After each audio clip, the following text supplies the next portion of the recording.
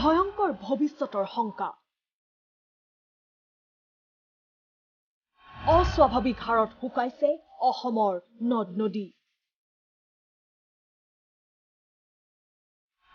তৰাং বুঢ়ালৈতে কঢ়িয়াইছে অশনি সংকেত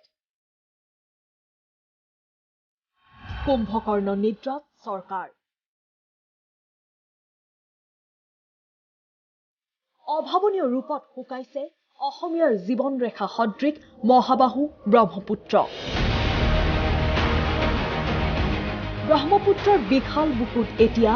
চকুৰে মনিব নোৱাৰালৈকে কেৱল বালি আৰু বালি কাহানিও নেদেখা ব্ৰহ্মপুত্ৰৰ এই ৰূপ দেখি আতংকিত হৈ পৰিছে নৈপৰীয়া ৰাইজ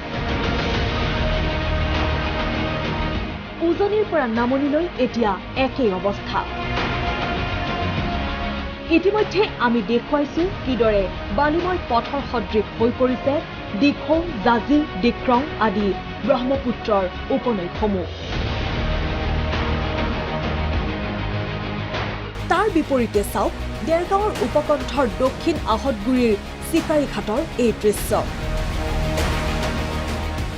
এই স্থানৰ পৰাই ব্ৰহ্মপুত্ৰৰ বুকুৰে মাজুলী লখিমপুৰ গহপুৰ ধেমাজিলৈ চলাচল কৰে ফেৰী জাহাজ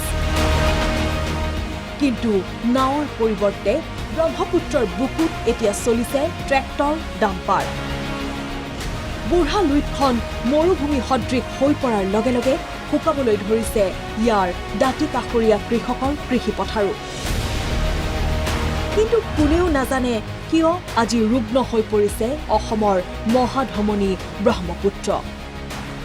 বাৰিষা যদি ব্ৰহ্মপুত্ৰৰ উজনিত চিয়াঙৰ পানী খোলা হৈ পৰে খৰালি এই মৰুভূমিৰ পৰিৱেশ ফলত এতিয়া চিন্তিত হৈ পৰিছে নৈপৰীয়া ৰাইজ ৰুগ্ন ব্ৰহ্মপুত্ৰক সুস্থ কৰি তুলিবলৈ ৰাজ্য তথা কেন্দ্ৰীয় চৰকাৰক কাটৰ অনুৰোধ নৈপৰীয়াৰ ব্ৰহ্মপুত্ৰ 21 চনৰ পৰা সম্পূৰ্ণ মানে আমি দেখিছোঁ আমি ব্ৰহ্মপুত্ৰ কাষৰীয়া মানুহ অৱশ্যে সম্পূৰ্ণ শুকাবলৈ লৈছে 21 চনৰ পৰা ক্ৰমান্বয়ে হ্ৰাস পাইছে কিন্তু 2022 চনৰ অতি সাংঘাতিককৈ আমি মানে দেখিছোঁ ব্ৰহ্মপুত্ৰ অতি বেয়া ধৰণে মানে খৰাং হৈ পৰিছে খৰাং হোৱাৰ ফলত আমাৰ দাঁতি কাষৰীয়া যিখিনি ব্ৰহ্মপুত্ৰ পাৰ চাপৰি ৰাইজৰ খেতিপথাৰবোৰ শুকাবলৈ লৈছে আৰু এই বিষয়টোৰ ওপৰত অন্ততঃ অসম চৰকাৰে সম্পূৰ্ণ মানে তদাৰকক কেন্দ্ৰীয় চৰকাৰক জনক কিহৰ কাৰণে এইটো মানে চাইনা প্ৰটেকশ্যনৰ কাৰণে হৈছেনে আমাৰ অন্য বিজুতিৰ কাৰণেই হৈছেনে এইটো সম্পূৰ্ণভাৱে নিৰীক্ষণ কৰক আমি সেইটোৱেই কামনা কৰিছোঁ কিন্তু ৰাইজৰ এই আহ্বানলৈ কাণ দিবনে ৰজাঘৰীয়াই যদি এই পৰিৱেশ অব্যাহত থাকে অদূৰ ভৱিষ্যতে যে অসমখনেই মৰুভূমিত পৰিণত হ'ব সেই কথাই অস্বীকাৰ কৰিব নোৱাৰি